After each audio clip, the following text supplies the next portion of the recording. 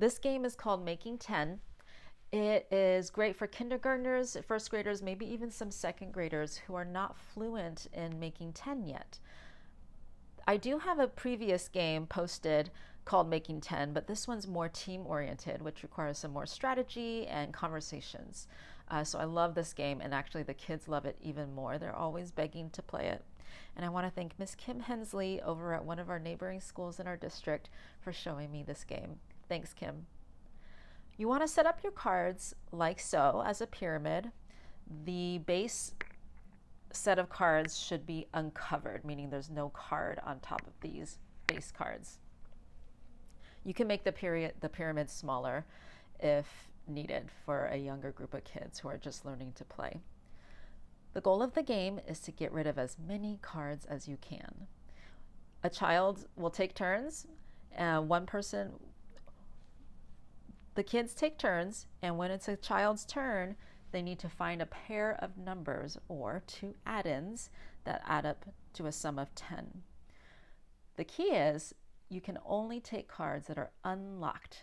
What do I mean by unlocked? These cards are unlocked because they don't have any other cards sitting on top of them. The rest of the cards from the second to bottom row on up, they all have cards on top of them. So the 8, 2, 4, ace, 8, and all the rest are all locked. They cannot be moved or picked up. Let's get started. The first child might say, I know 4 and 6 make 10, so 4 plus 6 equals 10. And again, I always have them say the addition sentence just to solidify that in their brain. 4 plus 6 is 10. Great. It's their classmate's turn. The next child would go. 8 and 2 make 10, but the 2 is locked, so we can't take that one. So let's find a different option. 7 and 3 make 10. 7 plus 3 is 10. Great. Got rid of those two. The next child might say, I know 9 and 1 make 10, but this 1 or ace is locked. However, if you pick up the 9, the rule is that this ace is now considered unlocked and you may pick it up. So 9 plus 1 equals 10.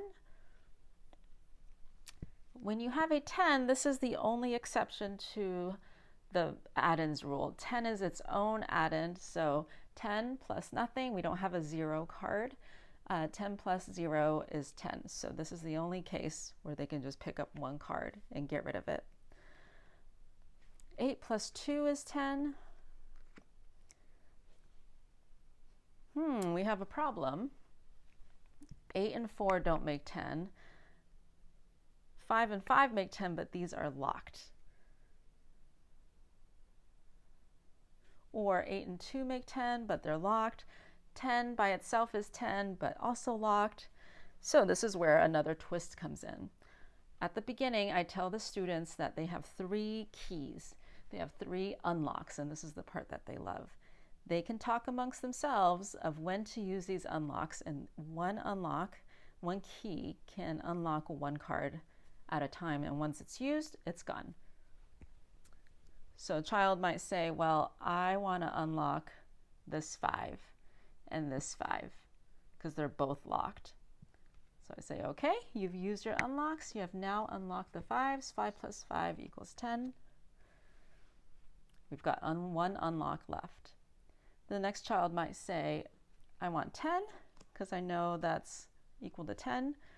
Another one might say, ooh, I could pick 8 and 2, or I can pick 8 and 2. But if I pick this 8, it unlocks my 2. So I'm going to use these two. 8 plus 2 is 10. Our only option left are 6 and 4, and unfortunately this 6 is locked, so the students would have to use another unlock. Now they have no unlocks left, but they can now grab the 6 and the 4. There are no other options, so we're down to 5 cards, which is not bad for a first pass. I have had students get down to 1 or 2 cards if the cards are laid out by stroke of luck in a nice way. I have had students get down to 1 or 2 cards if, by chance, the cards just really work out and there's a lot of pairs that make 10. Full disclosure, sometimes I'll set out a group of cards and they're just terrible. They're like all 10 and above or all 8 and above. And of course, that's not going to work, especially with your younger students. So, full disclosure, I do plant some cards to make the game more interesting and to make sure that the game keeps going.